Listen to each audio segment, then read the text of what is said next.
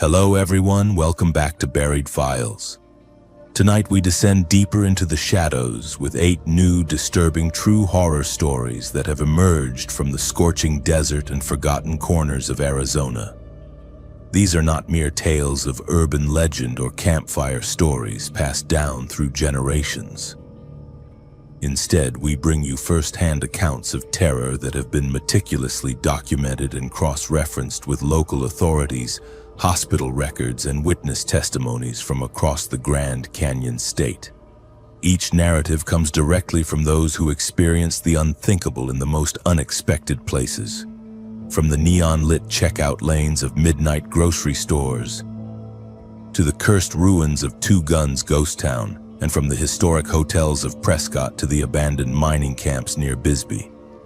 The accounts you will hear tonight have been gathered through years of investigation, interviewing survivors and piecing together fragments of experiences that most would prefer to forget. To ensure the safety of those brave enough to share their stories, certain identifying details have been carefully altered while preserving the terrifying truth of what happened. If you are new to our collection of forgotten horrors, make sure to subscribe to Buried Files for daily, authentic horror content that will challenge everything you thought you knew about the darkness that lurks in our world. Hit that notification bell so you never miss when we unearth another buried file from the shadows of reality. My name is Marcus, and I have been a professional photographer for over 15 years. Specializing in abandoned places and forgotten corners of America. I have explored countless ghost towns, derelict buildings, and historical ruins across the Southwest, but nothing prepared me for what I encountered at Two Guns, Arizona, in March of last year. Some places carry more than just history. Some places carry the weight of unfinished business. Two Guns sits like a wound in the desert, approximately 30 miles east of Flagstaff along Interstate 40. Most travelers see only the graffiti-covered remains of an old gas station from the highway. But the real ghost town spreads across both sides of Canyon Diablo, connected by a crumbling concrete bridge from 1915. I had researched the location extensively before my visit, drawn by its reputation as one of the most cursed sites along the old Route 66. The history of Two Guns reads like a catalog of violence and tragedy. In 1878, 42 Apache warriors were murdered in what became known as the Apache Death Cave, suffocated by smoke when their Navajo enemies lit sagebrush fires at the cave entrance. In 1926, the eccentric Harry Miller shot and killed landowner Earl Cundiff in a dispute over a land lease, then was later mauled by his own captive mountain lions. Multiple businesses built on the site failed mysteriously, culminating in a devastating fire in 1971 that destroyed the final attempt to revive the town. Local Navajo and Hopi people avoid the area entirely, claiming the land itself is poisoned by the violence that occurred there. They speak of restless spirits and a darkness that seeps up from the earth like groundwater. I had dismissed these warnings as folklore until I experienced the truth firsthand. I arrived at Two Guns on a cloudy March afternoon, the kind of gray day that makes the desert look especially desolate. The wind carried a constant low moan as it moved through the ruins, creating an unsettling soundtrack for my exploration. I parked near the abandoned gas station and began photographing the obvious landmarks, working my way methodically through the scattered remains of buildings and foundations. The atmosphere felt heavy from the moment I stepped out of my vehicle. Desert locations usually have a dry, clean quality to the air, but Two Guns felt different. There was a thickness to the environment, as if the very molecules were saturated with something unpleasant. I attributed this to my knowledge of the site's violent history and continued with my work. My camera equipment consisted of a professional digital SLR, several lenses, and a sturdy tripod. I also carried backup batteries, memory cards, and a portable lighting setup for interior shots. The technical aspects of photography usually keep me grounded and focused, providing a buffer against the emotional impact of the places I document. but at 2 guns my equipment seemed to malfunction with unusual frequency. The first anomaly occurred while photographing the ruins of Harry Miller's zoo. The stone enclosures that once held mountain lions and other desert animals were still partially intact, though overgrown with desert vegetation and filled with decades of wind-blown debris. As I framed a shot of the largest enclosure, my camera's autofocus began hunting erratically, unable to lock onto any subject despite perfect lighting conditions. The LCD display flickered intermittently, showing brief flashes of what appeared to be movement inside the empty cage. I assumed the electronics were being affected by electromagnetic interference or desert dust and switched to manual focus. But when I reviewed the images later, several shots contained shadows that had not been visible to my naked eye during the shoot. Dark shapes that seemed to move between frames, always at the periphery of the composition. Never quite in focus, but unmistakably present. The temperature began dropping as afternoon faded toward evening, which was normal for high desert locations in March. What was not normal was the way the cold seemed to concentrate in specific spots throughout the ruins. I would be walking through an area of comfortable ambient temperature and suddenly step into pockets of frigid air that felt like walking into a freezer. These cold spots had no apparent source and did not correspond to shade patterns or wind direction. Near the old Route 66 bridge, I discovered the entrance to the Apache Death Cave. The opening was larger than I had expected, perhaps 8 feet wide and tall enough for a person to enter without ducking. Local authorities had installed metal barriers years ago to prevent access, but time and vandalism had created gaps large enough to slip through. Despite my professional interest in documenting the site, something about the cave mouth made me deeply uncomfortable. The darkness inside seemed to have weight and texture, as if it were a living substance rather than merely the absence of light. I set up my tripod outside the entrance and used my longest telephoto lens to photograph the interior from a safe distance. The images revealed stone walls carved with what appeared to be symbols or pictographs, though I could not determine their origin or meaning from the photographs. As I worked, I became aware of sounds emerging from the cave.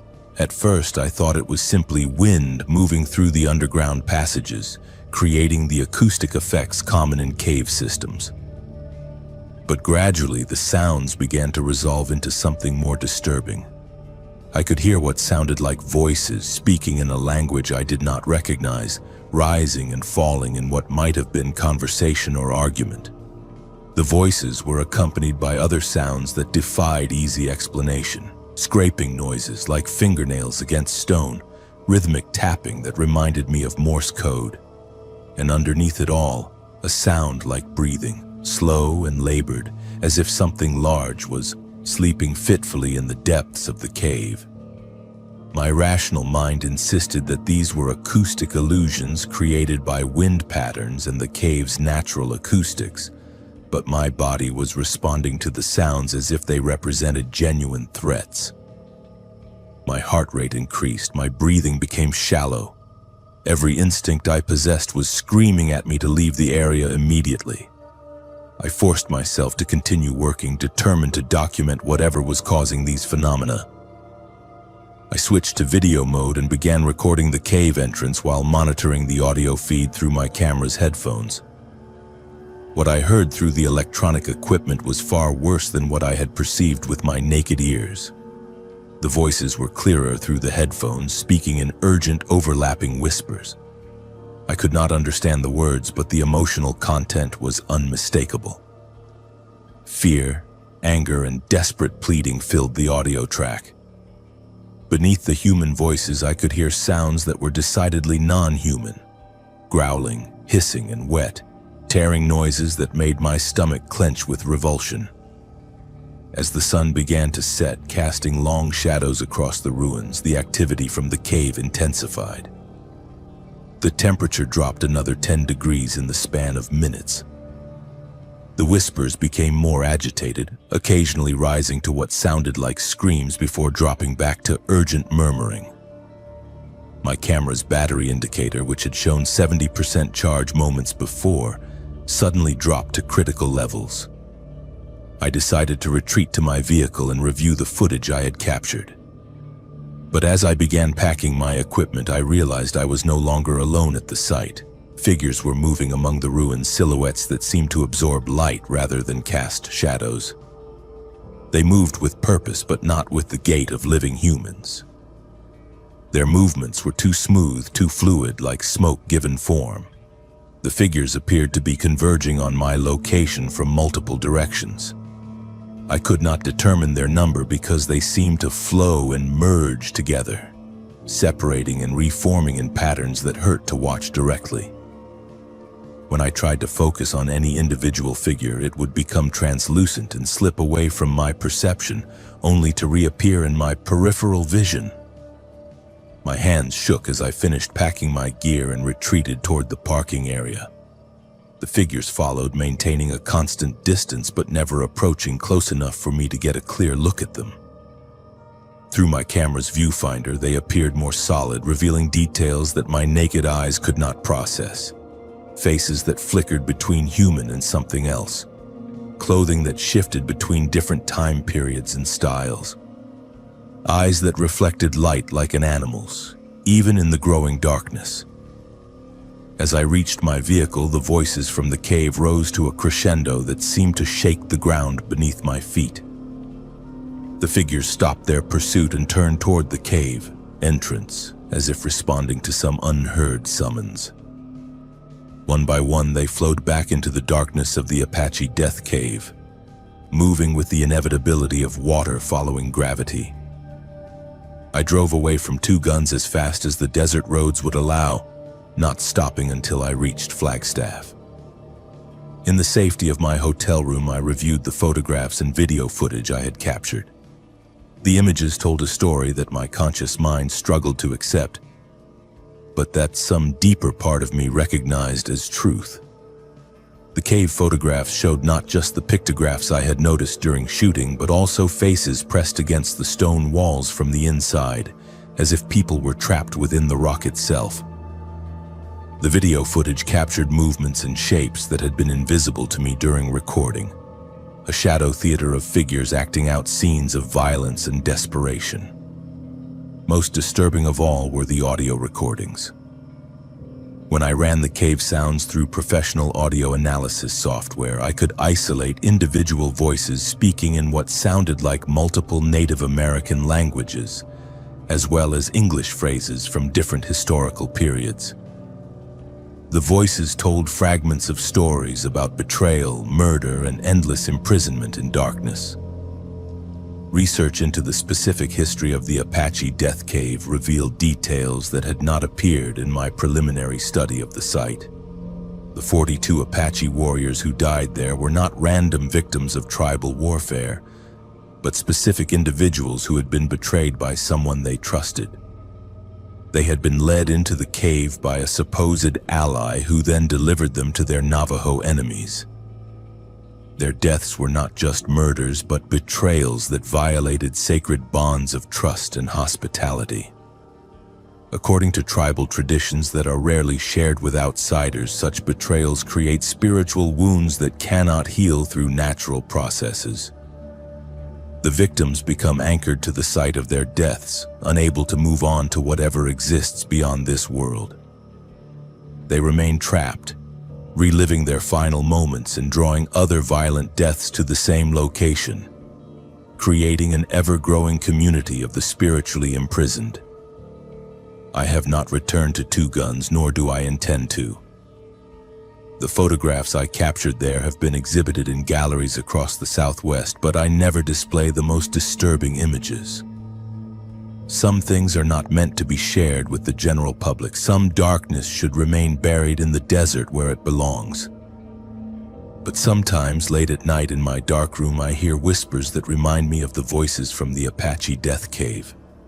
And sometimes, when I develop photographs taken at other locations, I find shadows that do not belong to the subjects I was photographing. The darkness of Two Guns, it seems, followed me home, and I fear it will never completely leave me alone. The Apache were right about some places being poisoned by violence. Two Guns is not just a ghost town.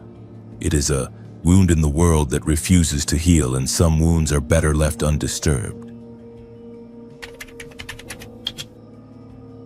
My name is Trevor, and until last June I was part of a 4-person urban exploration team that specialized in documenting abandoned mining sites across the Southwest.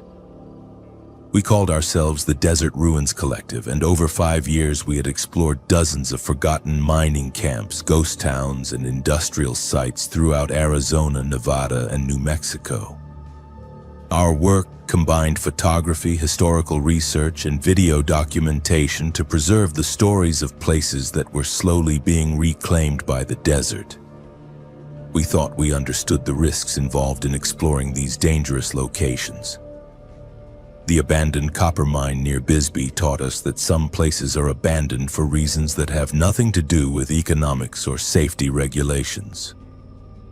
The Lavender Pit mine, operated by Phelps Dodge Corporation, was one of the largest open-pit copper mines in Arizona during its active years from 1950 to 1974.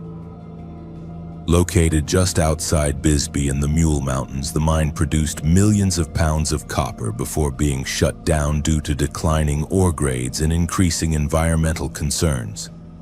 The massive excavation left behind a pit that measured over a mile long and 900 feet deep, along with numerous support buildings, processing facilities, and worker housing that were abandoned when operations ceased.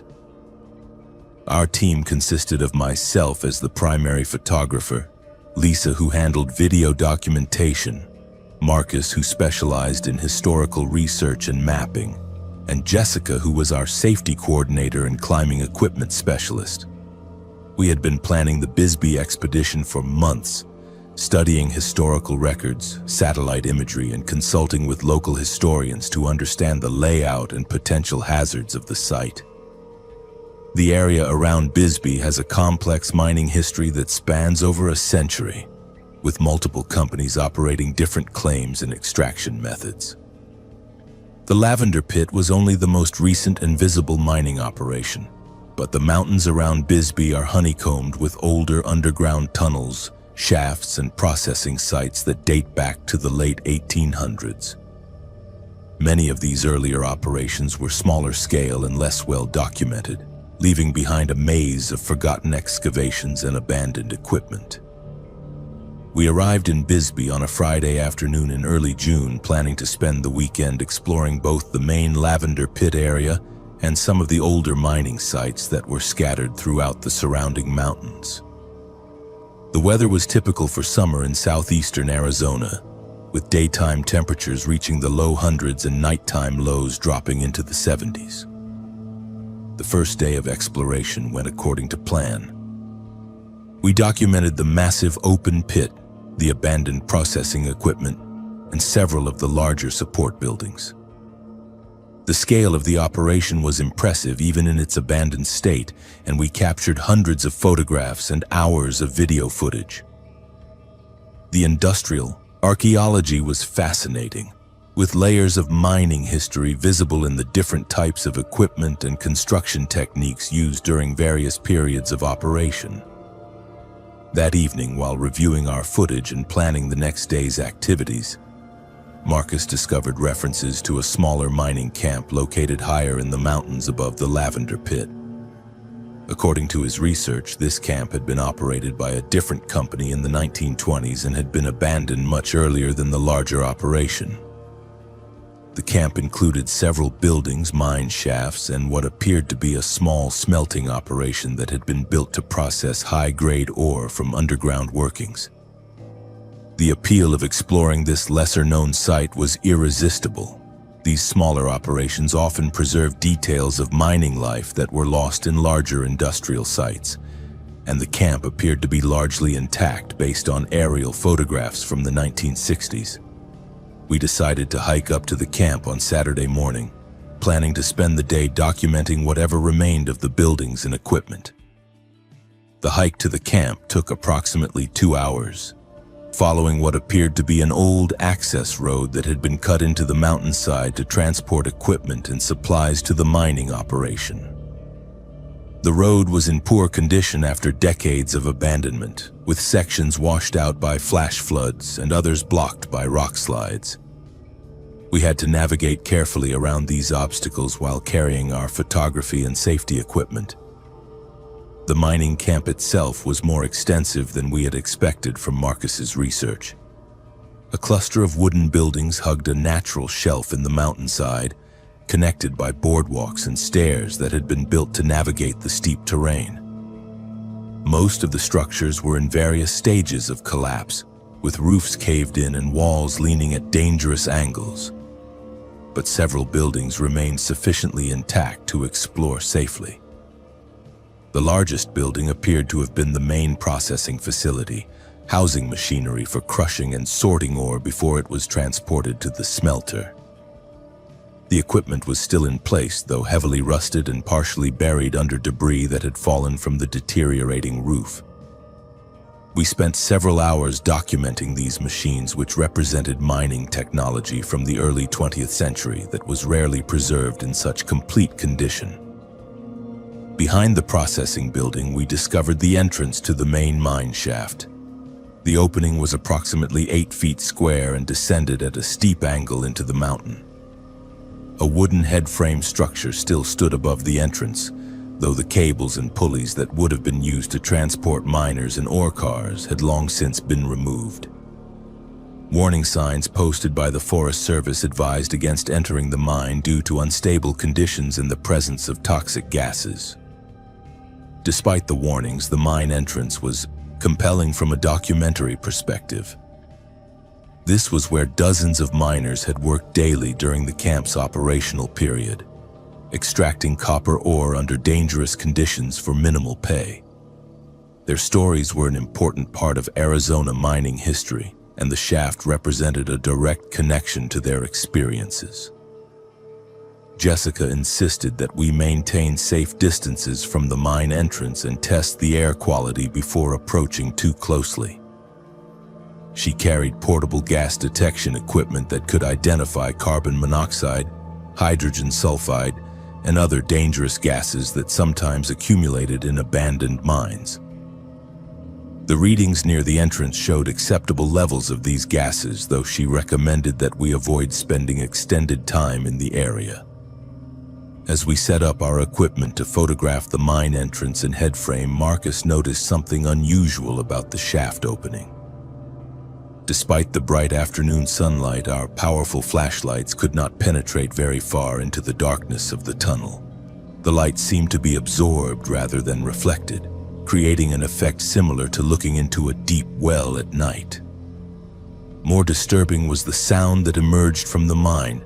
At first, we thought it was simply air movement through the underground passages, creating the acoustic effects common in cave systems.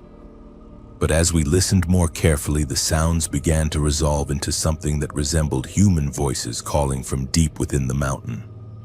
The voices were indistinct but clearly present, rising and falling in patterns that suggested conversation or argument. Occasionally, we could hear what sounded like metal striking stone, as if someone were working with mining tools in the depths of the shaft. These sounds came in regular intervals, like the rhythm of pick and shovel work that would have been common during the camp's active period. Lisa began recording audio of the sounds while I documented the mine entrance with long exposure photography. The combination of the mysterious voices and the light-absorbing darkness of the shaft created an atmosphere that was both fascinating and deeply unsettling. We all felt the pull of professional curiosity about what might be causing these phenomena. Marcus suggested that the sounds could be explained by air currents moving through the complex tunnel system, creating acoustic effects that mimicked human voices and tool use. This was a rational explanation that we all wanted to accept, but the regularity and clarity of the sounds made such natural explanations seem inadequate. As afternoon faded toward evening, the sounds from the mine began to change in character and intensity. The voices became more agitated, occasionally rising to what sounded like shouts or screams. The metallic striking sounds increased in frequency and volume, creating a cacophony that echoed from the depths of the mountain. Jessica was the first to suggest that we should leave the area. As our safety coordinator, she was responsible for recognizing when exploration conditions became dangerous and the increasing activity from the mine was making her nervous. The sounds were loud enough to mask other potential hazards, and the psychological stress of listening to what sounded like human distress was affecting the entire team. But as we began packing our equipment, the sounds from the mine suddenly stopped. The silence was complete and immediate, as if someone had thrown a switch that cut off all activity in the underground workings. The contrast was so stark that it was almost more unsettling than the previous noise. Then we heard footsteps. Heavy boots were walking up the mine shaft toward the entrance, accompanied by the sound of metal tools dragging against stone. The footsteps were regular and deliberate, like someone climbing a steep incline while carrying heavy equipment. Based on the acoustic properties of the sound, whoever was walking was still deep in the mine, but approaching the surface steadily. None of us spoke as we listened to the approaching footsteps. According to our research and the Forest Service warnings, the mine had been abandoned for over 80 years. No current mining operations existed in the area, and the shaft was considered too dangerous for recreational exploration. Yet someone was clearly walking up from the depths of the mine, moving toward where we stood at the entrance. The footsteps grew louder and more distinct as they approached. We could hear the scrape of boots on stone, the clink of metal tools, and what sounded like labored breathing echoing up from the darkness. The person climbing toward us seemed to be carrying a significant load and struggling with the steep grade of the tunnel. Lisa continued recording while the rest of us stared into the mine entrance, waiting for the first glimpse of whoever was emerging from the depths. Our flashlights still could not penetrate the darkness effectively, but the sounds indicated that the person should be visible within minutes. Then the footsteps stopped. The silence that followed was different from the earlier cutoff of mine sounds. This felt like someone had paused in their climb, perhaps listening for sounds from the surface or resting before completing the ascent to the entrance. We could hear nothing except our own breathing and the wind moving through the abandoned mining equipment. After several minutes of waiting, Marcus called down into the shaft, identifying himself and asking if anyone needed assistance. His voice echoed into the darkness and then returned as a series of diminishing echoes from the tunnel system. No response came from whoever had been climbing toward the surface. Jessica made the decision that we were leaving immediately. The situation had moved beyond normal exploration risks into something that none of us understood or could control safely. We packed our equipment quickly and began the hike back down the mountain toward our vehicles. As we descended the old access road, we could hear activity resuming at the mine behind us. The sounds of picks and shovels striking stone echoed across the mountainside, accompanied by voices that seemed to be shouting instructions or warnings to each other. The sounds continued until we were too far away to hear them clearly, but they persisted for at least an hour after we left the camp. Research into the specific history of the mining camp revealed information that explained our experience but raised even more disturbing questions. According to records from the Bisbee Mining and Historical Museum, the camp had been the site of a major accident in 1924 when a tunnel collapse trapped 12 miners underground for 6 days. Rescue efforts were hampered by unstable conditions and the remote location of the camp.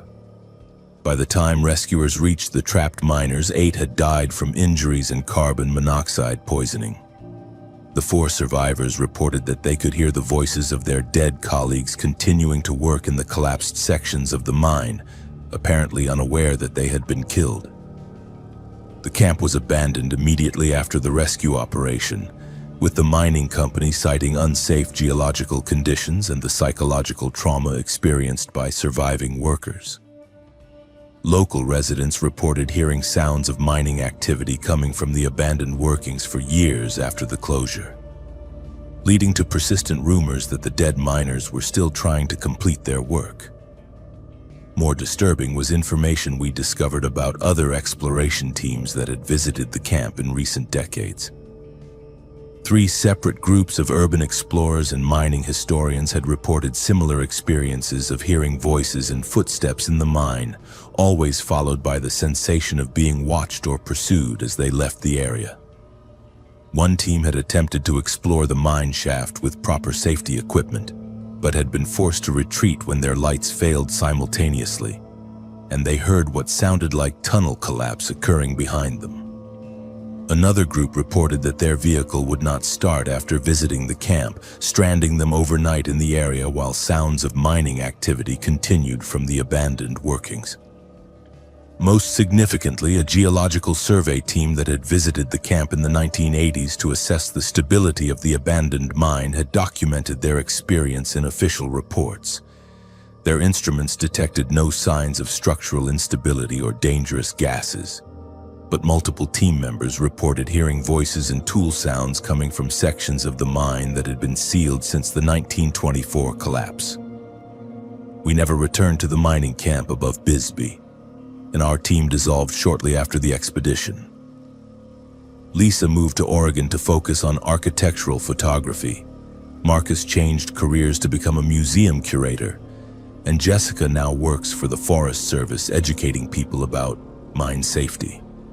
We remain friends, but we no longer discuss what we experienced at the abandoned camp. The Desert Ruins Collective officially ceased operations in August of that year. Some ruins are better left undocumented, and some stories are better left buried in the mountains where they belong. The copper mines of Arizona hold more than geological treasures, and the men who died in those dark tunnels are still trying to finish the work that killed them. My name is Luis, and for 8 years I worked as a property caretaker for wealthy families who own desert estates in the exclusive communities around Scottsdale, Arizona. These sprawling compounds, often exceeding 20 acres, were designed as luxury retreats for their owners who might visit only a few times per year. My job involved maintaining security, overseeing landscaping, managing pool and spa systems, and ensuring that these multi-million-dollar properties remained in perfect condition, regardless of how rarely they were occupied. The Ravencroft estate was different from my other assignments from the moment I accepted the position in April of last year. Located in the foothills north of Scottsdale, the property encompassed 35 acres of pristine Sonoran desert landscape dominated by a modernist mansion that seemed to grow organically from the red rock formations. The architecture was stunning, with floor-to-ceiling windows offering panoramic views of the surrounding mountains and valleys. The estate had been designed by a famous architect in the late 1990s for technology entrepreneur Richard Ravencroft and his wife Patricia. According to the property management company that hired me, the Ravencrofts had used the house regularly during the first decade after its completion, entertaining business associates and hosting family gatherings in the luxurious desert setting. However, Patricia Ravencroft had died in a car accident in 2010, and Richard had gradually reduced his visits to the property until he stopped coming entirely around 2018. The estate had been maintained by a series of caretakers over the years, but the position seemed to have unusual turnover rates. I would be the 5th caretaker in 3 years, which should have been a warning sign, but was explained to me as the result of scheduling conflicts and career changes. The previous caretaker, a man named Miguel Santos, had left abruptly in March without giving proper notice or completing his final maintenance reports. The property management company described his departure as unprofessional, but declined to provide specific details about his reasons for leaving. They assured me that all necessary background checks and references had been completed, and that Miguel's departure had nothing to do with working conditions or compensation issues. My responsibilities included daily security patrols of the property perimeter, weekly maintenance of the pool and spa systems, monthly testing of the backup generators and water filtration equipment, and quarterly deep cleaning of the main house and guest facilities. The estate also included a separate caretaker's residence where I would live full-time, a well-equipped workshop for maintenance projects, and a garage housing several vehicles that needed to be started and exercised regularly. The first month of work proceeded without incident. The estate was magnificent, with professionally designed landscaping that showcased native desert plants and water features that created oases of green in the arid environment. The main house was furnished with museum-quality art and furniture, and every system functioned flawlessly thanks to regular professional maintenance and high-quality construction. The isolation of the property was both appealing and occasionally unsettling. The nearest neighbor was over 2 miles away, and the estate was accessible only via a private road that wound through natural desert terrain for several miles before connecting to public highways. During my evening security patrols, I would often go hours without seeing vehicle lights in the distance or hearing any sounds other than the wind and the occasional call of coyotes or great horned owls. It was during one of these evening patrols in early May that I first noticed something unusual about the property's history. While inspecting the perimeter fence near the eastern boundary, I discovered what appeared to be a small cemetery or memorial site hidden among a grove of mature Palo Verde trees. 3 simple stone markers bearing dates from the early 2000s were arranged in a neat row, surrounded by decorative rocks and desert wildflowers that appeared to have been carefully maintained. The markers bore only dates and initials, with no names or other identifying information. The dates suggested that the burials or memorials were relatively recent, occurring during the period when the Ravencrofts were actively using the property. I made a note to ask the property management company about the markers during my next monthly report, assuming they were memorials for beloved family pets that had been buried on the estate. 2 weeks later, while conducting routine maintenance on the backup generator system, I discovered a locked storage room in the basement of the main house that was not included in the facility blueprints or maintenance schedules I had been provided. The door was constructed of heavy steel and secured with an electronic lock that did not respond to the master codes I had been given for other security systems throughout the property. The existence of the locked room bothered me more than it should have, given that wealthy homeowners often maintained private storage areas for valuable collections or sensitive documents. However, the room's absence from official property documentation seemed unusual for a professional maintenance operation, and I began to wonder what other aspects of the estate might not have been disclosed to the caretaking staff. My curiosity was further aroused when I noticed that the ventilation system serving the locked room included expensive air filtration equipment that seemed excessive for simple storage purposes. The filtration units were industrial grade, designed to handle biological contaminants rather than dust or moisture that might affect stored valuables. The electrical consumption meters for the locked room also indicated power usage patterns, consistent with refrigeration equipment rather than static storage. During my second month on the property, I began finding personal items scattered in various locations around the estate that suggested previous caretakers had left more hastily than the property management company had indicated. A work jacket with Miguel embroidered on the pocket was found in the workshop, along with personal tools that seemed too valuable to abandon voluntarily. In the caretaker's residence, I discovered prescription medications and family photographs left behind in dresser drawers, again suggesting sudden departure rather than planned resignation.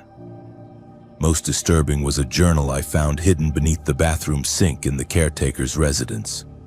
The journal belonged to Miguel Santos and contained increasingly agitated entries documenting his experiences during his final weeks on the property. According to Miguel's notes, he had discovered evidence that the Ravencroft estate was being used for purposes that had nothing to do with luxury recreation or business entertainment. Miguel's journal entries described finding human hair and fingernails in the basement drainage systems, discovering clothing and personal items that appeared to belong to multiple different people hidden throughout the property, and hearing sounds from the locked storage room that suggested the presence of living people rather than stored valuables. His final entry, dated just 3 days before his disappearance, stated that he had contacted authorities but that his reports had been dismissed due to his legal status as an undocumented immigrant. The implications of Miguel's journal were horrifying, but I initially tried to dismiss his accounts as paranoid fantasies or misinterpretations of innocent circumstances. Wealthy property owners often had eccentric collections or unusual business arrangements that might seem suspicious to outside observers. However, as I continued working on the property, I began to notice details that supported Miguel's concerns. The basement of the main house contained sophisticated soundproofing that seemed excessive for a residential wine cellar or entertainment area. The ventilation system included features designed to prevent odors from escaping to other parts of the building. Most unsettling, the drainage systems throughout the basement showed signs of recent heavy use and chemical cleaning that went far beyond normal maintenance requirements. During my 3rd month on the property, I gained access to the locked storage room through a combination of electronic surveillance and careful observation of delivery personnel who occasionally visited the estate. The room contained equipment and facilities that confirmed my worst suspicions about the property's true purpose. The storage room had been converted into what could only be described as a makeshift medical facility, complete with surgical equipment, restraining devices, and refrigeration units that were clearly not designed for food storage. Documentation found in filing cabinets indicated that the facility had been used for procedures that had nothing to do with legitimate medical practice and everything to do with human trafficking and organ harvesting. The most damning evidence was a collection of identification documents, photographs, and personal items that belonged to dozens of different people who had apparently been brought to the estate against their will.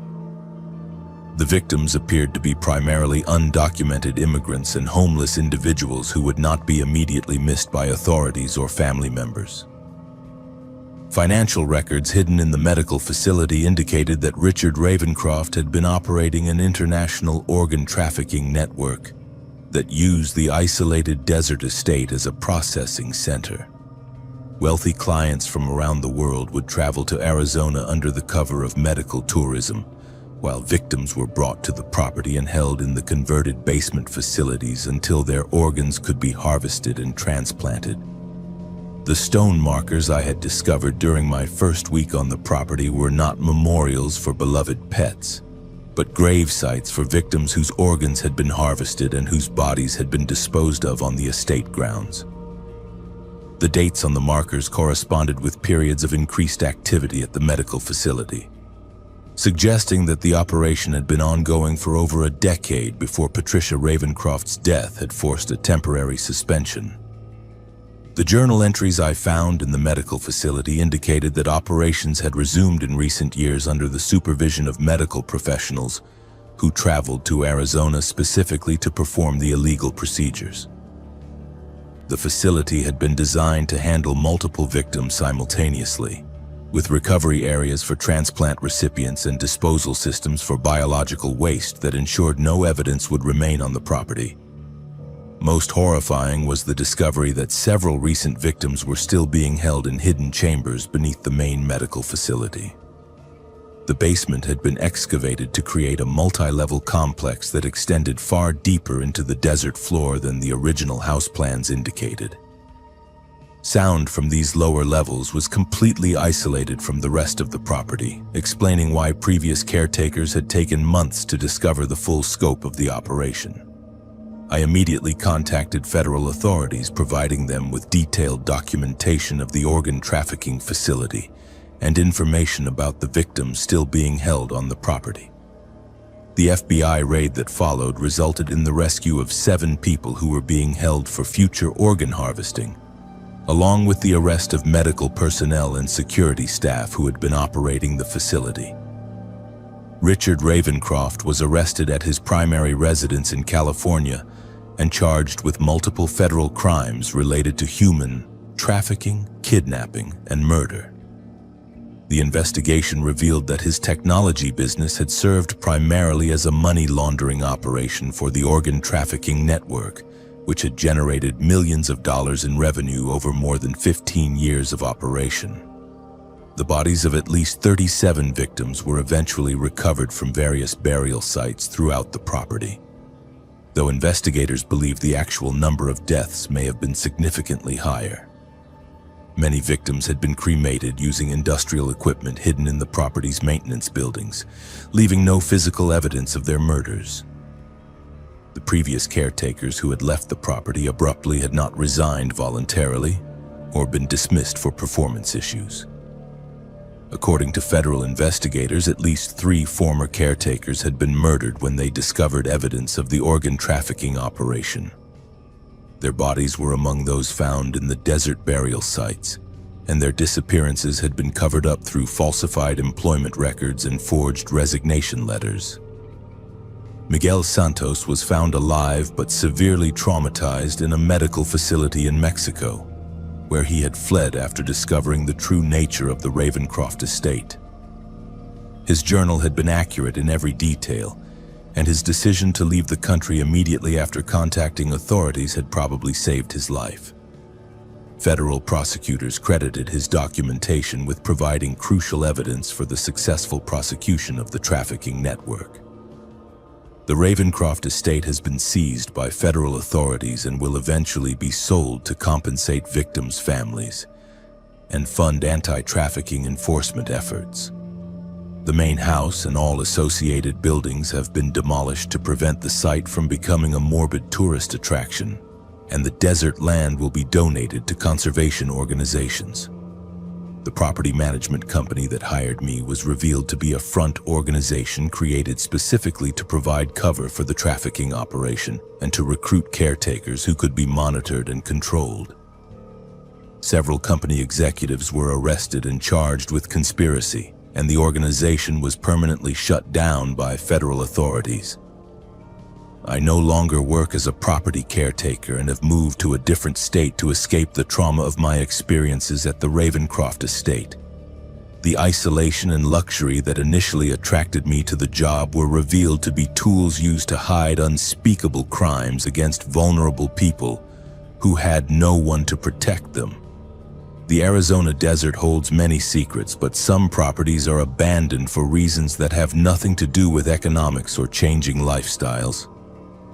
Sometimes the most beautiful places conceal the darkest purposes, and sometimes the people who maintain these properties pay with their lives for discovering the truth. Trust your instincts when something feels wrong, because the wealthy and powerful are capable of horrors that most people cannot imagine, especially when they believe their money and isolation make them untouchable. My name is Jennifer, and until last September I was a traveling nurse working contracts across Arizona and New Mexico. The job required long drives between assignments, often through remote stretches of highway where you might not see another vehicle for hours. I had driven those desert roads hundreds of times over the past 5 years, and I thought I understood their rhythms and dangers.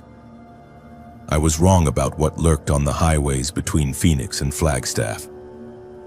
The incident occurred on State Route 87, a 2-lane highway that cuts through some of the most desolate country in central Arizona. It was a Tuesday night in late September, and I was driving from a completed assignment in Phoenix to start a new contract at Flagstaff Medical Center. The shift change meant I had to drive overnight to arrive in time for orientation at 7 a.m. I had taken this route dozens of times before. During daylight hours, Route 87 offers stunning views of the Sonoran Desert transitioning into high country pines. At night, however, it becomes a ribbon of asphalt through absolute darkness, with the occasional pair of animal eyes reflecting in the headlights being the only signs of life for miles. The highway has a reputation among locals and frequent travelers. It was constructed in 1927 with sharp curves and steep grades that make night driving challenging under the best conditions. Over the decades, countless fatal accidents have occurred along its length, earning it recognition as one of Arizona's most dangerous roads. Emergency responders call certain sections blood alleys because of the frequency and severity of crashes. I departed Phoenix at 11 p.m., planning to arrive in Flagstaff around 2:30 a.m. with time to grab a hotel room and a few hours of sleep before reporting to work. The first hour of driving passed uneventfully. Traffic was light, consisting mainly of long-haul truckers and the occasional late-night traveler like myself. The radio played softly and I maintained a steady speed while staying alert for wildlife that might wander into the roadway. Around mile marker 200, approximately 30 miles south of Payson, the landscape began its transition from low desert to pine forest. This section of highway features several tight curves and elevation changes that require careful attention, especially at night. I had navigated these curves countless times and felt confident in my familiarity with the road. That confidence evaporated at 12:47 a.m. when my headlights illuminated what appeared to be a serious traffic accident directly ahead. A white sedan was positioned sideways across both lanes of the highway, its driver's side severely damaged and partially crumpled. The front of the vehicle was smashed inward and the windshield had spiderwebbed into an opaque pattern that obscured the interior. Steam or smoke rose from under the hood, creating ghostly wisps in the cold desert air. The passenger side door hung open and debris was scattered across the asphalt. I immediately applied my brakes and activated my hazard lights while scanning for other vehicles or signs of emergency responders. The accident appeared fresh, with no emergency vehicles on scene and no other traffic visible in either direction. My nursing training kicked in automatically and I began mentally preparing to provide medical assistance to any injured parties. As I brought my car to a complete stop approximately 50 feet from the wreckage, I noticed something that made my stomach clench with unease. Despite the severity of the damage, there were no skid marks on the pavement leading up to the accident site. The asphalt was completely clean, with no indication of the violent braking or loss of control that should have preceded such a devastating crash. I reached for my cell phone to call 911 and discovered that I had no signal, which was not unusual in this remote area. Many sections of Route 87 had spotty cellular coverage, and emergency calls sometimes had to be made from the next town or truck stop. I would need to either render immediate aid to any victims or drive to the nearest location with phone service to report the accident. I grabbed my emergency medical kit from the trunk and approached the damaged vehicle cautiously. My headlights provided the only illumination, creating stark shadows that moved and shifted as I walked closer to the wreckage. The silence was complete except for the ticking of cooling metal and the soft hiss of escaping fluids. The scene became more disturbing the closer I got. The damage pattern on the sedan made no sense from an engineering perspective. The impacts appeared to have come from multiple directions simultaneously, as if the vehicle had been crushed by some enormous force rather than colliding with another object. The metal was twisted in ways that defied the normal physics of automobile accidents. Looking through the shattered windows, I could see that the interior of the car was empty. No driver, no passengers, no personal belongings scattered by the impact. The seats were pristine despite the external damage, and there was no blood or other evidence that anyone had been injured in the crash. Even more unsettling, the car keys were still in the ignition, and the engine was running despite the extensive damage to the front end. I circled the vehicle looking for clues about what had happened or where the occupants might have gone. The passenger door that hung open showed no signs of being forced or damaged during the crash. It appeared to have been open normally, as if someone had simply stepped out of the vehicle after parking.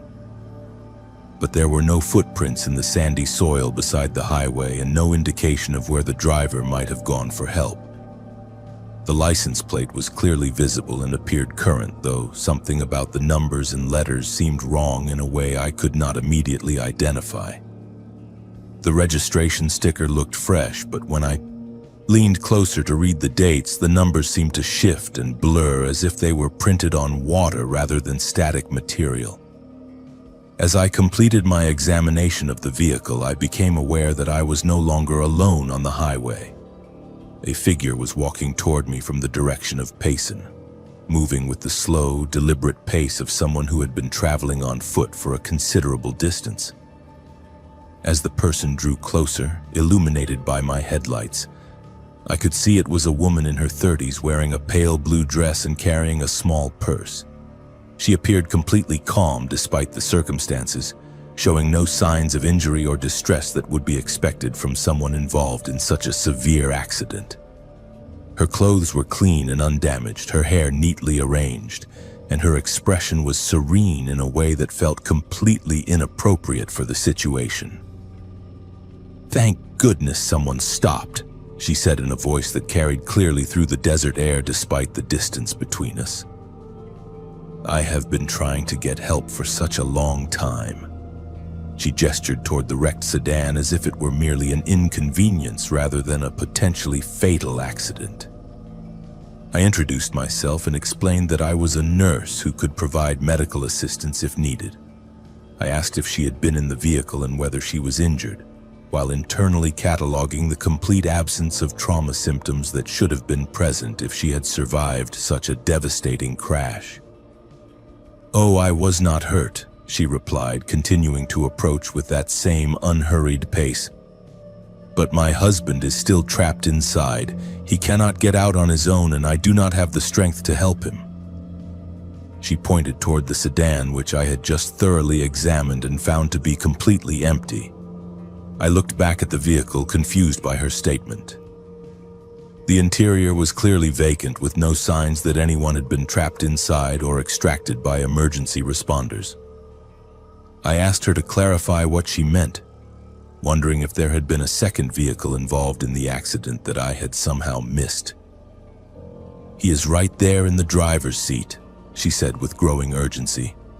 "Please, you have to help him get out before it gets worse." She was close enough now that I could see her face clearly in my headlights, and what I saw made my blood freeze in my veins. Her skin had a waxy, translucent quality that seemed to glow with its own pale light.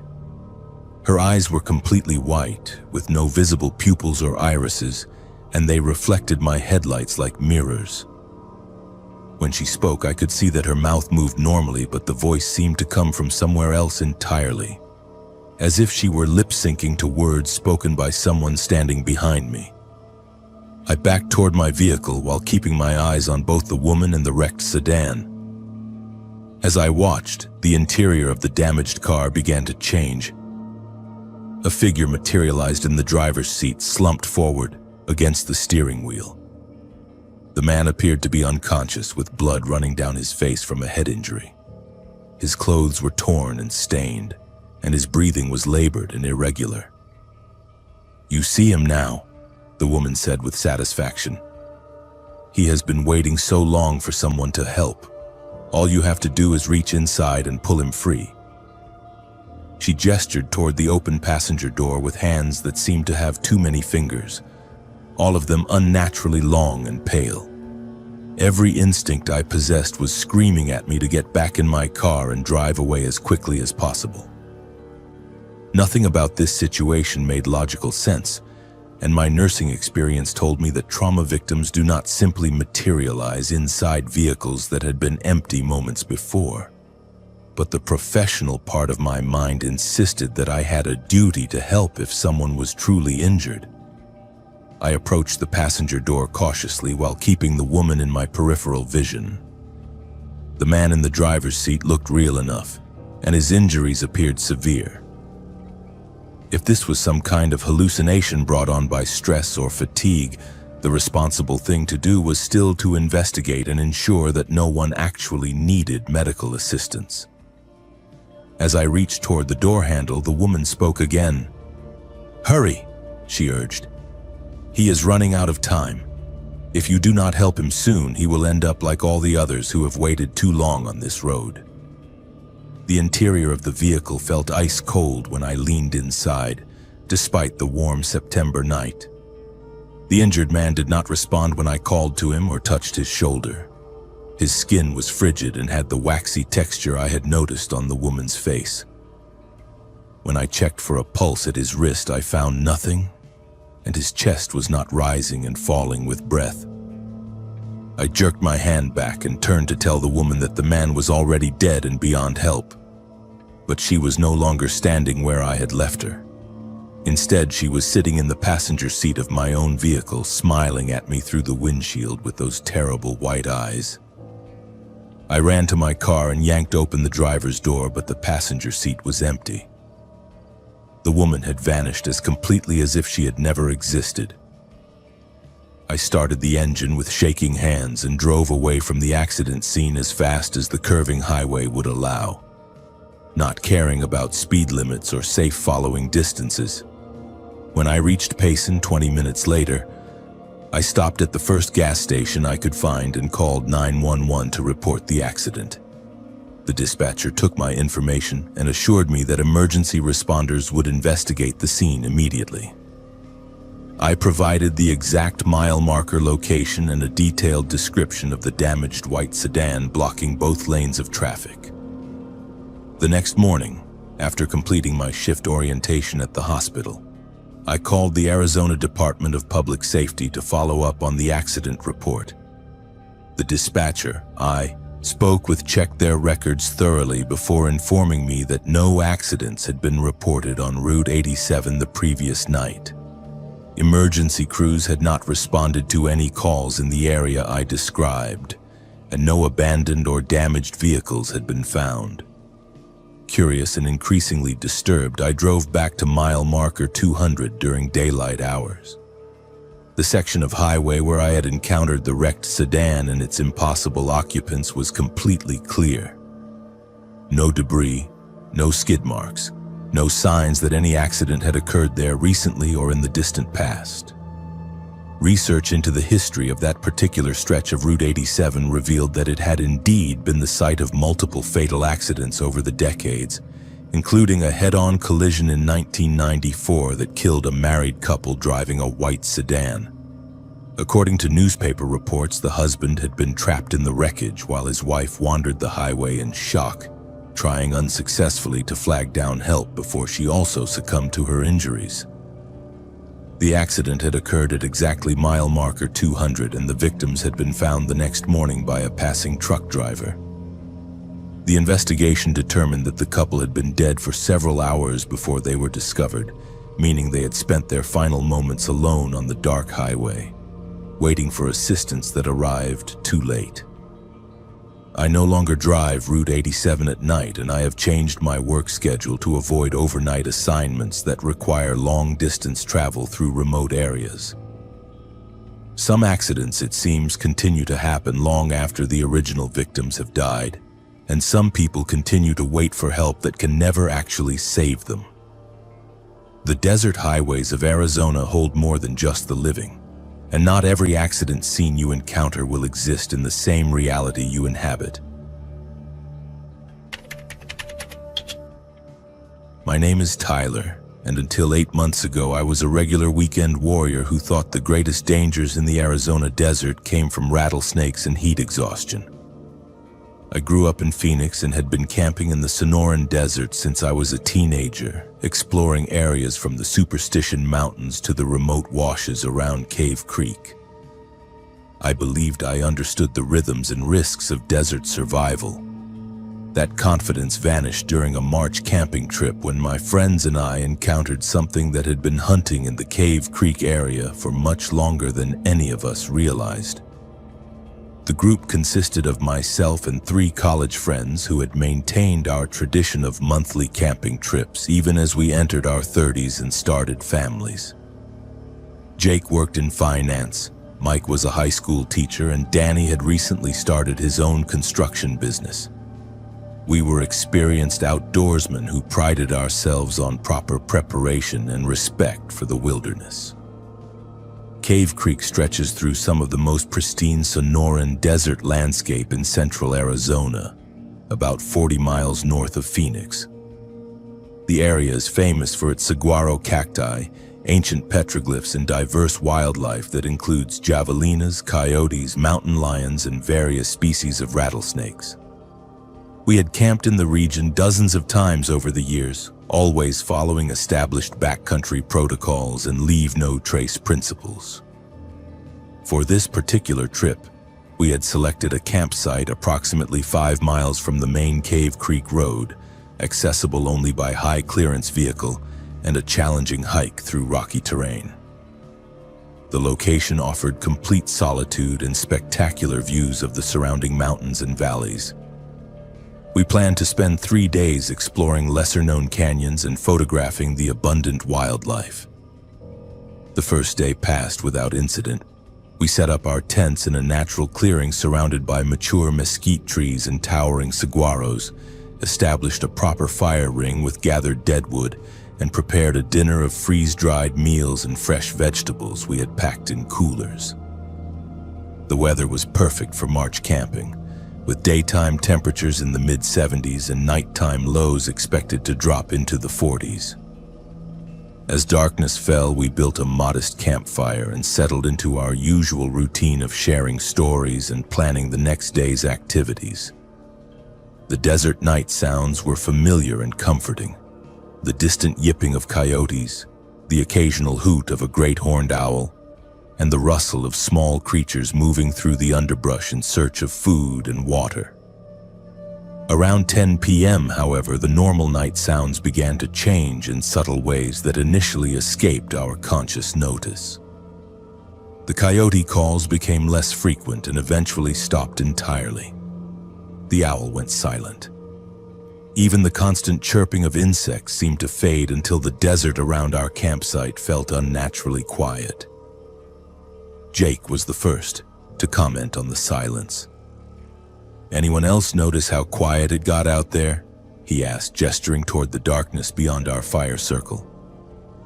We all paused to listen, and the absence of normal desert sounds was indeed striking. "Maybe we spooked the wildlife when we set up camp," Mike suggested, though we had been in the area for hours and the animals should have resumed their normal activities.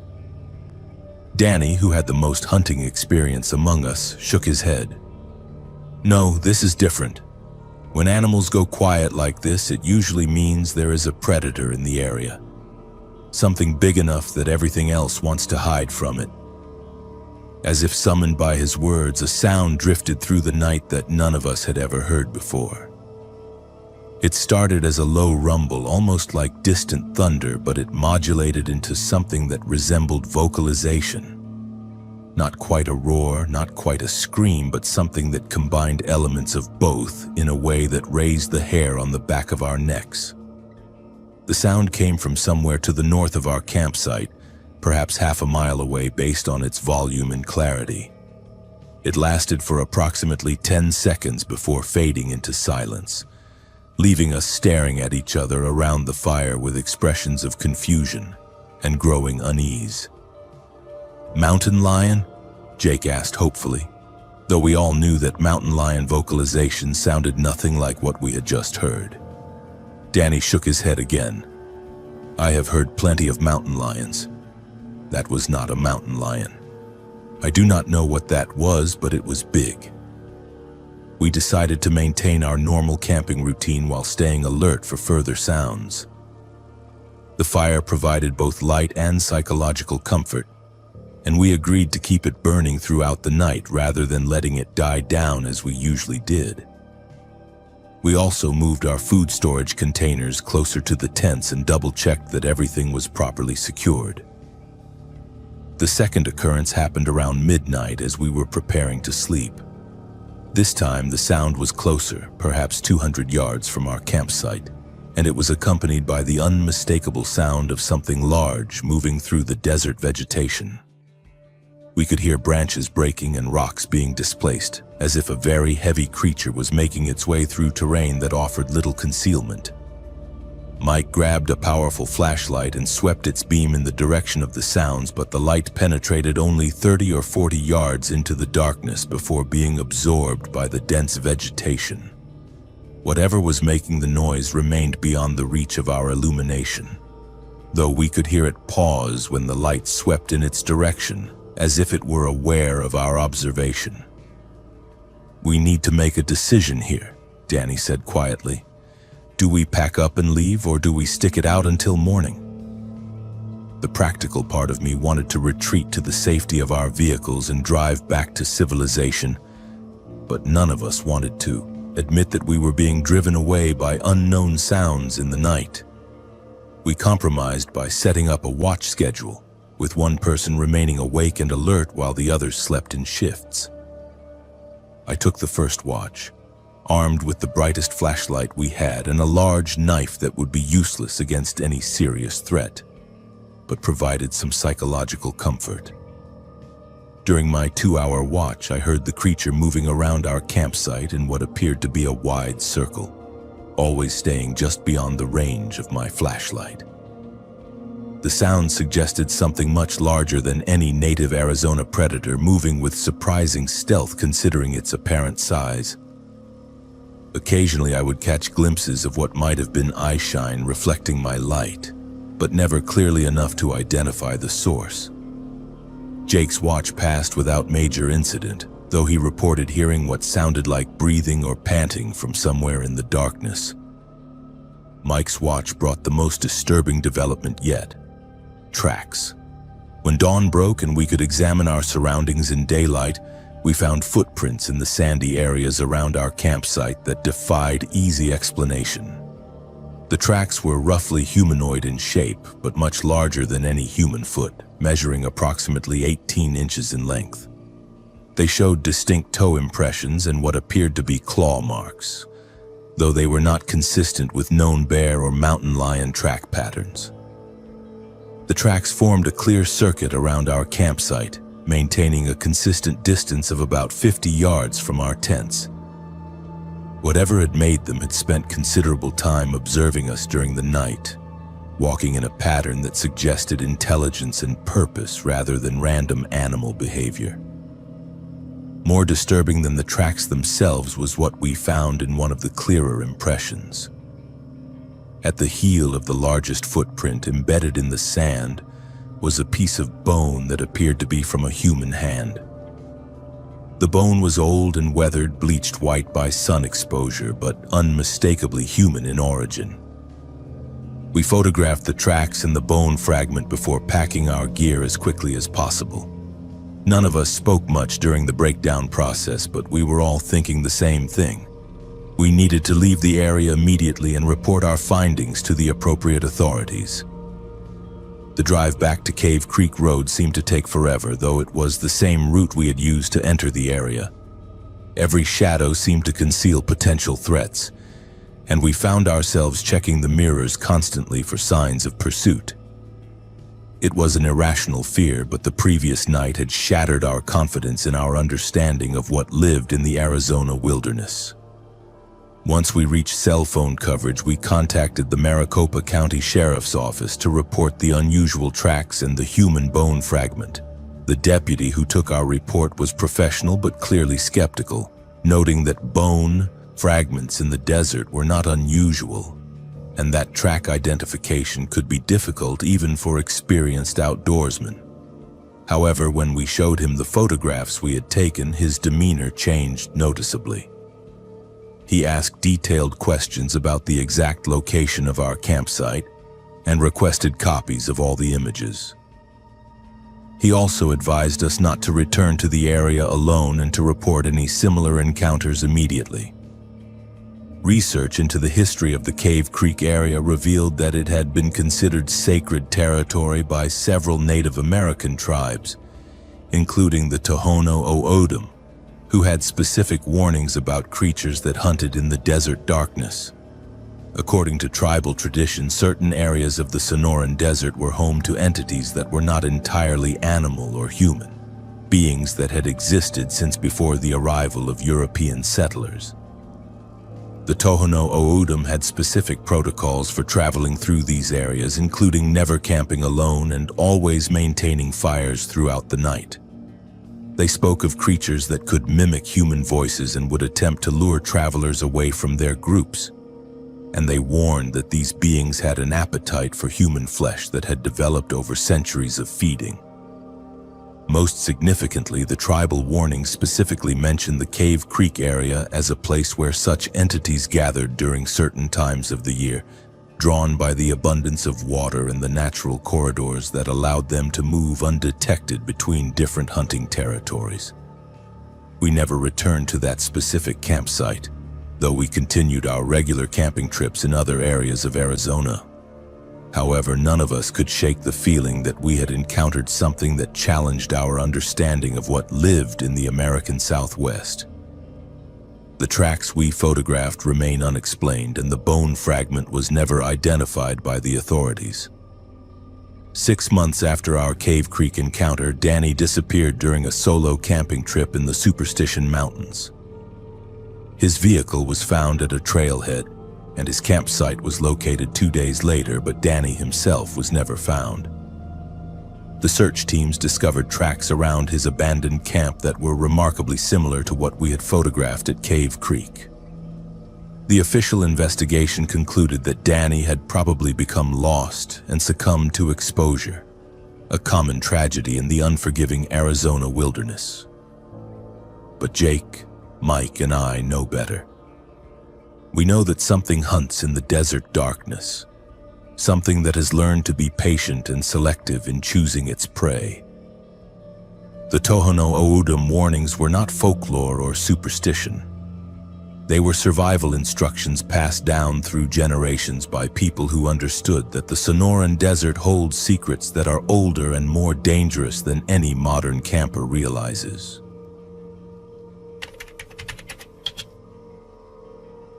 My name is Derek, and until 6 months ago I worked the graveyard shift at a 24-hour grocery store in Tucson. Most people think overnight retail is easy money, but they have never experienced the strange parade of humanity that emerges after midnight in the desert. I had been working there for 3 years, long enough to recognize the regulars. The insomniacs buying ice cream at 2 a.m., the hospital workers grabbing energy drinks between shifts, the construction crews stocking up before dawn. But there was one customer who defied every pattern I thought I understood about late-night shoppers. She first appeared on a Tuesday in October, precisely at 3:33 a.m. I remember the exact time because our system automatically logs every transaction, and something about her visit felt significant enough that I checked afterward. She was an elderly woman, probably in her 70s, with silver hair pulled back in a tight bun and wearing a faded floral dress that looked like it belonged to another decade. Her skin had that papery quality that comes with extreme age, but her eyes were sharp and focused in a way that made me uncomfortable. She moved through the store with purpose, selecting the same items every single time: a gallon of whole milk, a loaf of white bread, a package of ground beef, a bag of carrots, a box of salt, and finally a single red candle from the seasonal aisle. The order never varied, not once. She would place each item carefully in her cart, moving with deliberate precision through the empty aisles while the fluorescent lights hummed overhead. At first, I assumed she was just another creature of habit. Plenty of elderly customers develop rigid routines. But as weeks passed, her visits became more unsettling. She never spoke beyond the bare minimum required for the transaction. When I would greet her or ask how her night was going, she would simply stare at me with those piercing eyes and nod once. Her silence felt heavy, loaded with meaning I could not decipher. The strange thing was how she paid, always exact change, always the same crumpled bills and worn coins, as if she had been carrying the same money for decades. The bills were old, some dating back to the 1980s, and they smelled of dust and something else I could never identify. Something organic and unpleasant that lingered on my fingers after handling them. But what really started to bother me was her consistency. Every night she worked, Tuesday through Saturday, she would appear at exactly 3:33 a.m. Not 3:32, not 3:34, always 3:33, like she was following some invisible schedule that demanded absolute precision. I began watching the clock during my shifts, waiting for her arrival with a mixture of curiosity and growing dread. After about 2 months of these visits, I decided to break the pattern. When she approached my register one November night, I tried to engage her in conversation. "You must be quite the early riser," I said with forced cheerfulness. "Shopping before dawn every day." She stopped placing items on the conveyor belt and looked directly at me. Her eyes were pale blue, almost colorless, and they seemed to look through me rather than at me. "I am preparing," she said in a voice that sounded like rustling papers. "The others will be hungry soon." I rang up her items as quickly as possible, suddenly eager to complete the transaction. But as I handed her the receipt, she grabbed my wrist with fingers that felt like ice. Her grip was surprisingly strong for someone her age. "You have kind eyes," she whispered. "When the time comes, remember that kindness." Then she released me and walked away, pushing her cart through the automatic doors into the desert night. Sleep became difficult after that encounter. During my days off, I found myself researching the store's history, trying to understand what she might have meant. The building had been constructed in the 1970s on what was previously undeveloped desert land. Before that, according to old county records, the area had been part of a larger ranch that was abandoned during the Great Depression. I could not find anything that explained her cryptic warning or her obsession with shopping at such a specific time. December brought a change in her routine that made everything worse. She still arrived at 3:33 a.m., still bought the same items in the same order. But now, she was not alone. 3 other elderly people began accompanying her. An old man in a worn suit that looked decades out of style. Another woman in a nurse's uniform that had yellowed with age. A third figure whose gender I could never determine, always wearing a long coat that obscured their features. They never spoke to each other or to me. They simply followed her through the store like a silent procession, each pushing their own cart and selecting identical items. Milk, bread, ground beef, carrots, salt, and red candles. The same exact purchases multiplied by 4. The checkout process became surreal, scanning the same products over and over while 4 pairs of ancient eyes watched me work. The smell grew stronger with more of them present. That organic, unpleasant odor that seemed to cling to their old money and permeate the air around them. It reminded me of something rotting in the desert heat, sweet and sickening. I started wearing a mask during my shifts, claiming allergies just to filter out the stench. By January, their group had grown to 6 people, then 8, then 12, all elderly, all dressed in clothing that seemed frozen in different decades, all maintaining that same eerie silence while they moved through the store in perfect synchronization. The automatic doors would slide open at exactly 3:33 a.m., and they would enter like ghosts materializing from the Arizona night. I began dreading their visits. My manager noticed my request to switch shifts, but overnight positions were hard to fill and I needed the job. I tried convincing myself that they were just a large family with unusual shopping habits. Maybe they lived in a senior community nearby. Maybe they were part of some religious group with specific dietary requirements. Any explanation was better than confronting the growing certainty that something fundamentally wrong was happening in my store every night. The breaking point came on a February morning when their group had swelled to nearly 20 people. As always, they arrived at 3:33 a.m., moving through the aisles with that same deliberate purpose.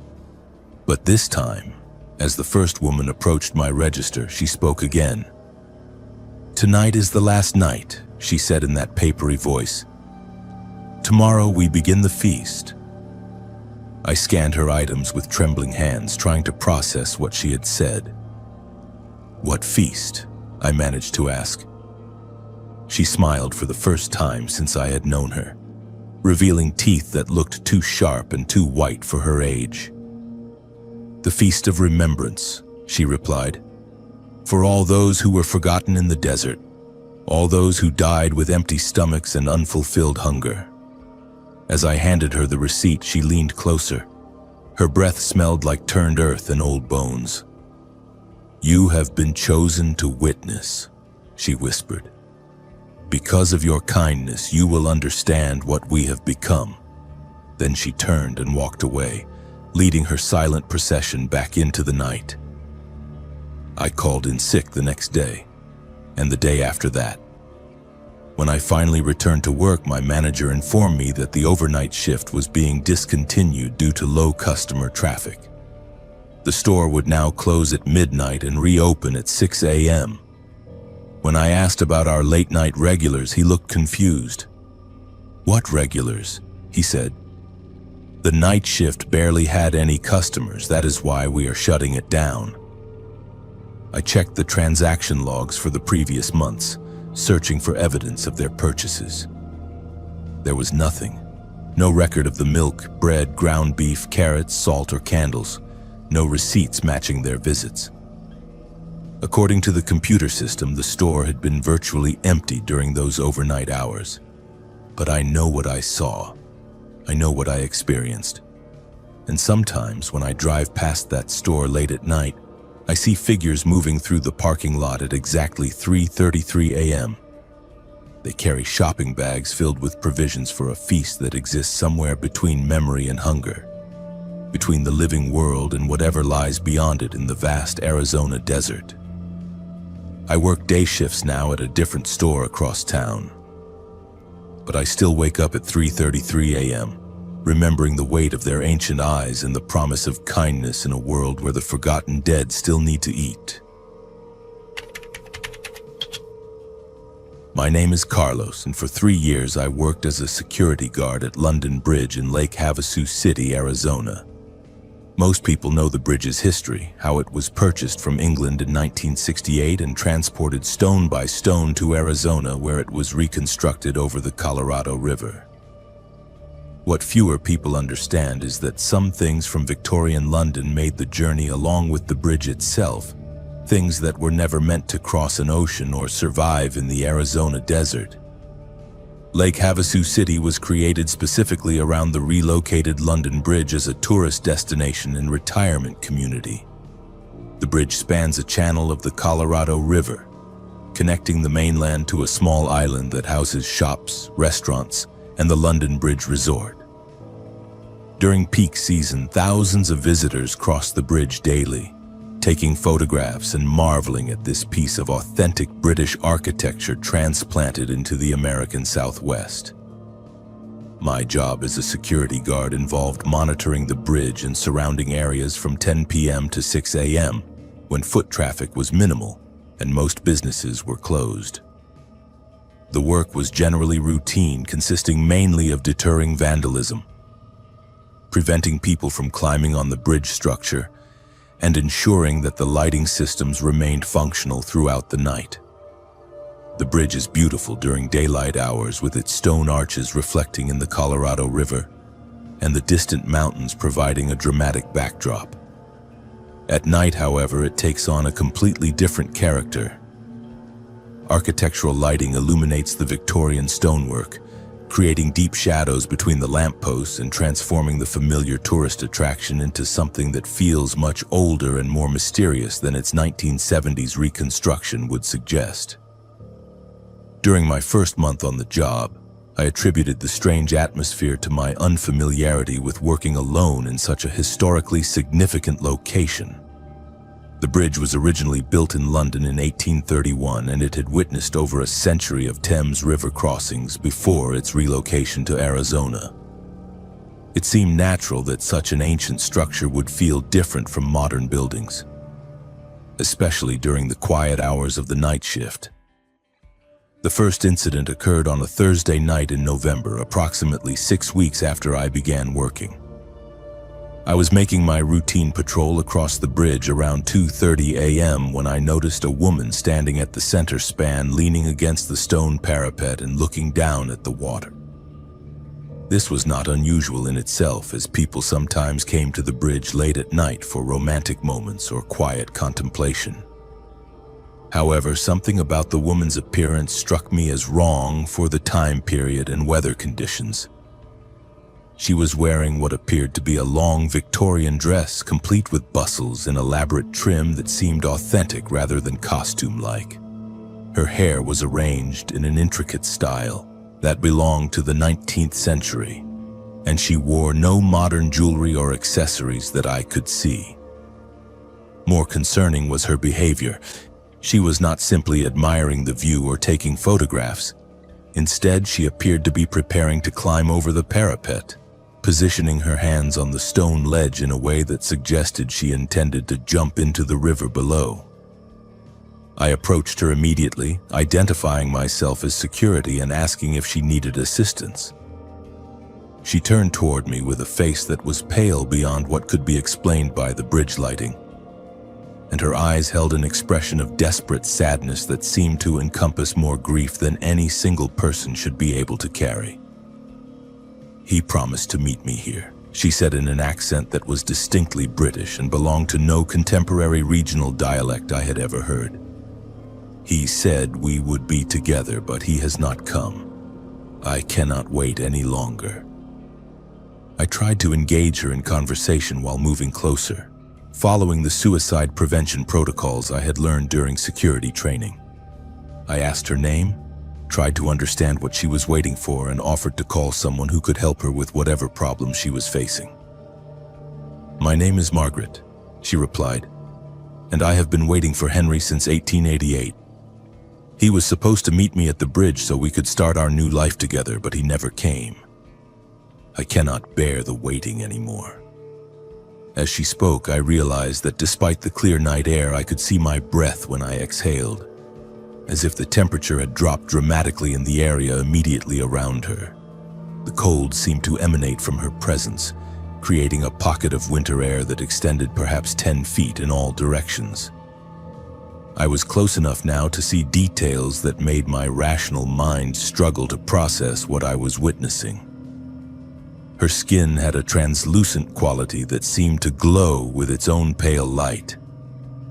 Her Victorian dress appeared to be made of expensive fabric, but it was stained with what looked like river water and showed signs of significant deterioration. Most disturbing were her eyes, which reflected the bridge lights like mirrors but seemed to contain no pupils or iris structures. When she blinked, which she did very rarely, her eyelids moved with mechanical precision that looked unnatural in a living person. "Margaret," I said carefully, "this is Arizona, not London. The year is 2023, not 1888. I think you might be confused about where you are." She smiled sadly and shook her head. "The Thames, the Colorado River, it makes no difference now. Water is water and drowning is drowning. The bridge brought me here, and the bridge will take me to where Henry is waiting." Before I could react, she climbed onto the parapet with fluid grace that defied both gravity and the restrictive nature of her Victorian clothing.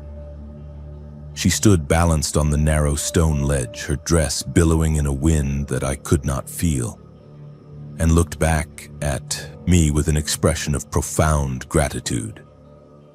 "Thank you for listening," she said.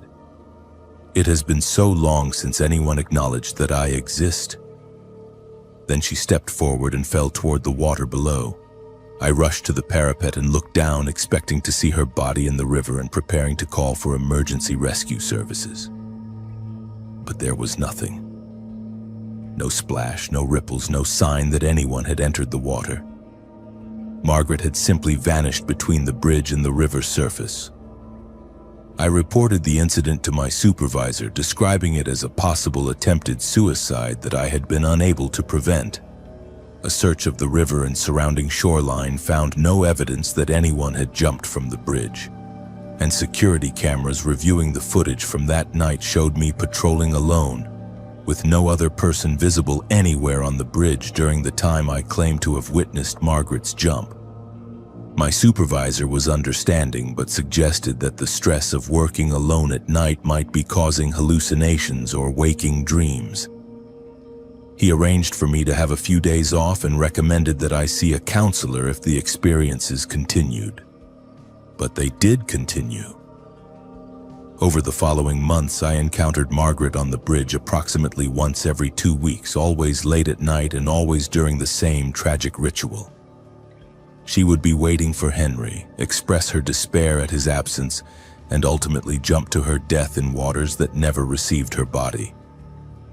Research into the history of the original London Bridge revealed that it had indeed been a popular suicide location during the Victorian era, with dozens of documented cases of people ending their lives by jumping into the Thames. Among the recorded suicides was a woman named Margaret Whitmore, who jumped from the bridge in December of 1888 after being abandoned by her fiancé, Henry Pemberton.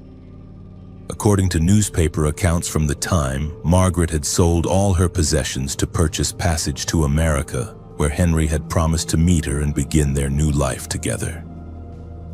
When he failed to arrive at their appointed meeting place, she spent her last money on lodging near the bridge and waited for 2 weeks before finally giving up hope.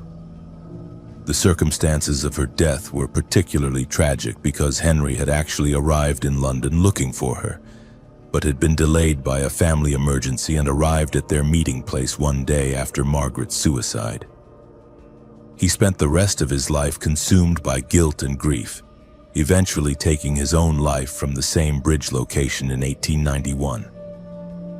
More disturbing was what I learned about other relocated historical structures. Researchers who study paranormal activity in transplanted buildings have documented numerous cases where supernatural phenomena appear to transfer along with the physical materials. Spirits that were anchored to specific locations often remain attached to the stones, wood, or metal that comprised their earthly connection points. The London Bridge was not simply moved from England to Arizona. It was dismantled stone by stone, with each piece carefully numbered and catalogued, before being shipped across the Atlantic Ocean and reconstructed in its new location.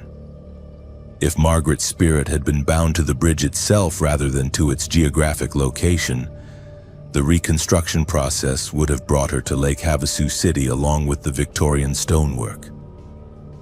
During my final months working bridge security, I began to notice that Margaret was not alone. Other figures from different time periods occasionally appeared on the bridge during night hours, always in distress and always reenacting moments of tragedy from the bridge's London history. A man in Victorian formal wear would pace back and forth, apparently searching for someone who never appeared. A woman in Edwardian dress would stand weeping at the same spot where Margaret jumped. Most unnervingly, I began to see a figure that matched historical descriptions of Jack the Ripper, a tall man in a dark coat who would appear in the shadows between lampposts and seemed to be stalking the other spirits. He never approached me directly, but his presence filled the air with a sense of malevolent hunting that made every night shift feel like a survival exercise. The final incident that convinced me to find different employment occurred on a February night, when the temperature had dropped into the 40s, unusually cold for Lake Havasu City. I encountered Margaret as usual, went through our familiar conversation and watched her prepare to jump from the parapet.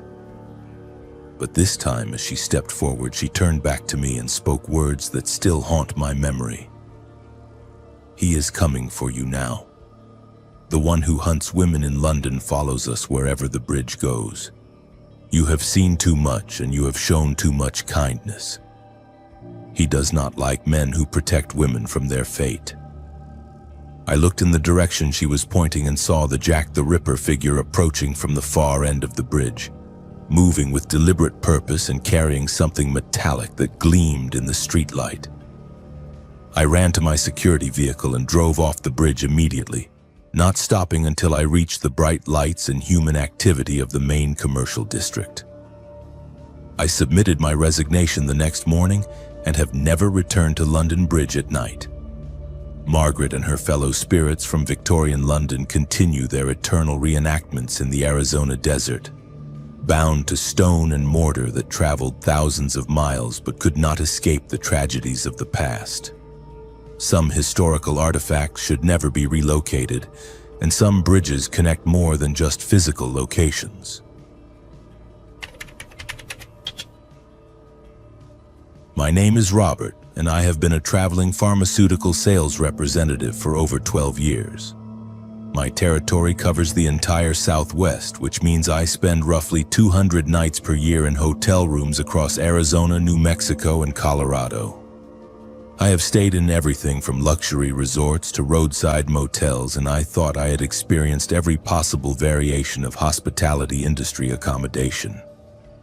That belief changed during a February business trip to Prescott, Arizona, when I encountered the Hotel Vendome and its most permanent residents. The Hotel Vendome was built in 1917 to serve the growing mining community around Prescott. Its 31 rooms and 16 bathrooms were considered luxurious for their time, and the establishment quickly became a respected fixture in the historic downtown district. The hotel sits at 230 South Cortez Street, just blocks from the famous Whiskey Row and within walking distance of the Yavapai County Courthouse. I had never stayed at the Vendome before, but my usual hotel was fully booked due to a winter festival, and the Vendome was the only accommodation available on short notice. The reservation system showed room 16 as the last available option, which seemed fortunate given my late booking. The rate was reasonable, and the online reviews were generally positive, though several mentioned unexplained occurrences and strange atmospheres. I arrived at the hotel around 8 p.m. on a Thursday evening in mid-February. The temperature had dropped into the 30s, and a light snow was beginning to fall, which was unusual for Prescott, but not unheard of during winter months. The hotel lobby was warm and inviting, decorated in period-appropriate furnishings that reflected the building's early 20th century origins. The desk clerk, a woman in her 50s with graying hair and kind eyes, checked me in with professional efficiency. When she handed me the key to room 16, however, her demeanor changed subtly. "Sir," she said quietly, "I need to mention that room 16 has a bit of history. Some guests have reported unusual experiences.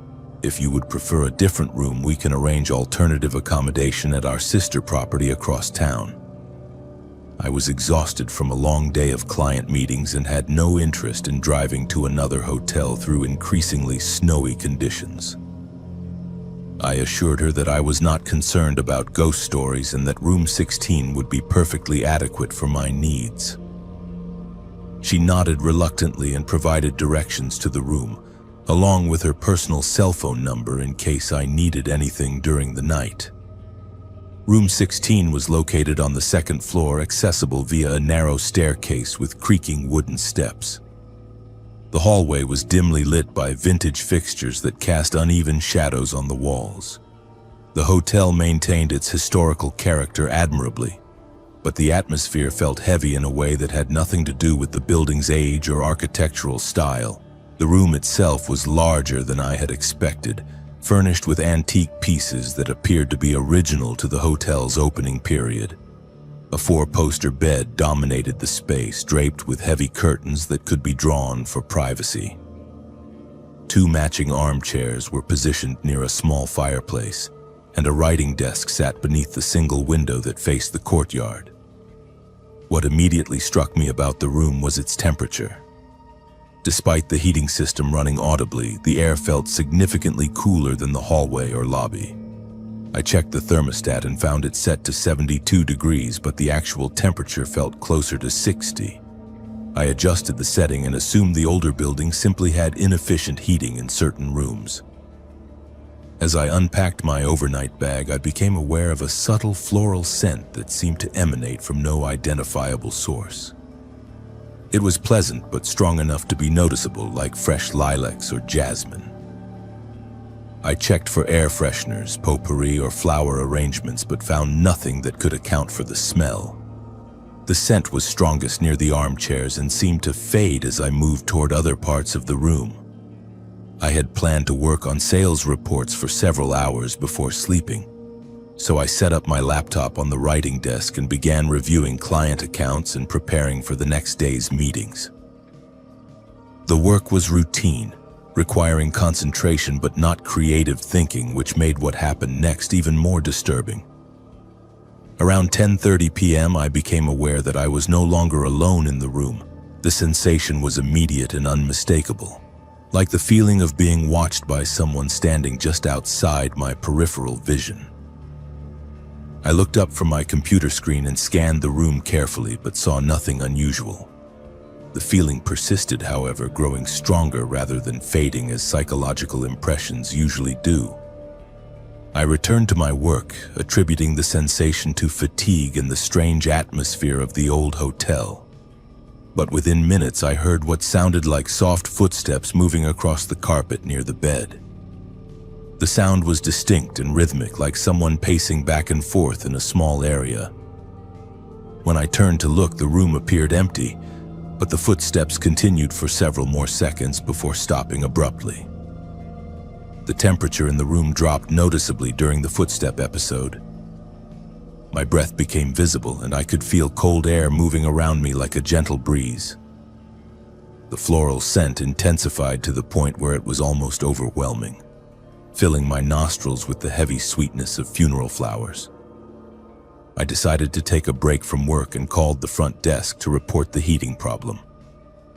The desk clerk I had met earlier answered immediately, as if she had been expecting my call. "Mr. Thompson," she said before I could identify myself, "are you experiencing difficulties in room 16? I described the temperature issue and asked if maintenance could check the heating system. She listened patiently before explaining that the hotel had recently upgraded all their HVAC equipment, and room 16's system was functioning normally according to their monitoring systems. She offered to send someone to check the room personally, but something in her tone suggested this would be a futile exercise. "Sir," she continued carefully, "room 16 has a particular history that affects some guests more than others. The room was home to a woman named Abby and her husband in the early 1920s. When they lost ownership of the hotel due to financial difficulties, the new owners allowed them to remain in that room.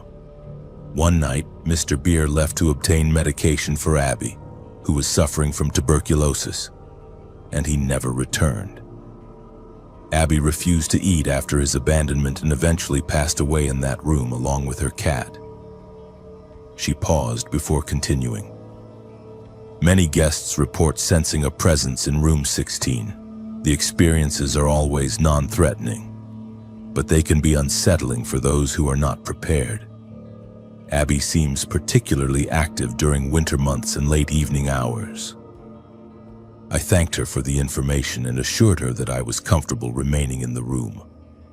As a rational person with a background in science, I was skeptical of supernatural explanations for what was most likely a combination of old building acoustics, heating irregularities, and psychological suggestion.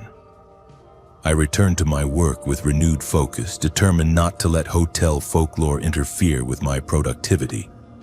That determination lasted approximately 15 minutes. At 11:45 p.m., as I was finishing a particularly complex sales projection, I felt something brush against my ankle. The touch was light but unmistakably physical, like a cat rubbing against my leg in the affectionate way that cats seek attention from humans. I looked down and saw nothing, but the sensation continued for several seconds, complete with the subtle pressure and warmth that would accompany contact with a living animal. The touch moved around my leg in the characteristic figure-8 pattern that cats use to mark their territory and show affection. As I stared at my apparently empty surroundings, a woman's voice spoke clearly from the direction of the bed. "He promised he would come back," she said in a tone that combined sadness with lingering hope. "He said he just needed to get my medicine and then we could start over somewhere else." The voice was not threatening or angry, but it carried an emotional weight that seemed to fill the entire room. I could hear the pain of abandonment and the exhaustion of someone who had waited too long for promises that would never be fulfilled. It was the voice of someone who had died of heartbreak as much as physical illness. I turned toward the bed and saw the indentation of a human form on the coverlet, as if someone were lying there despite the visual absence of any person. The indentation was detailed enough to show the outline of a woman in a long dress with one arm curved as if she were holding something small against her chest. "I am sorry for your loss," I said aloud, feeling simultaneously foolish and compelled to respond. "I am sure he intended to return to you." The words came naturally, driven by the same professional courtesy I would show to any grieving person, regardless of their current state of existence. The indentation on the bed shifted slightly, and the woman's voice spoke again, this time with unmistakable gratitude. "Thank you for your kindness," she said. "So few people understand that love does not end simply because life does." The temperature in the room began to warm gradually, and the overwhelming floral scent faded to a more pleasant background level. I felt the invisible cat brush against my leg one final time before the sensation stopped completely. The oppressive feeling of being watched was replaced by something more peaceful, as if a great tension had been released. I completed my work without further incidents and slept soundly through the night. When I woke the next morning, room 16 felt like any other hotel room, with normal temperature and no unusual scents or sensations. My checkout experience was routine, and the desk clerk smiled warmly when she asked about my stay. "Abby appreciated your kindness," she said as she processed my payment. "She does not often interact with guests directly, but when she does, it is usually with people who show genuine empathy for her situation. I have stayed at the Hotel Vendôme twice since that February night, both times requesting room 16 specifically. Each visit has been peaceful and unremarkable, though I always sense a subtle welcome presence when I enter the room. I have come to think of Abby as a guardian spirit rather than a haunting, someone who continues to care for travelers even in her ongoing vigil for a love that will never return. The Hotel Vendôme represents something important about human connection and the persistence of emotion beyond physical existence. Not all ghosts are frightening, and not all hauntings are malevolent. Sometimes the dead simply need acknowledgement from the living, recognition that their stories matter and their love was real. Room 16 remains available for guests who are interested in experiencing something beyond ordinary hotel accommodation, and Abby continues to wait for her husband with the patience of someone who understands that true love transcends the boundaries of mortality.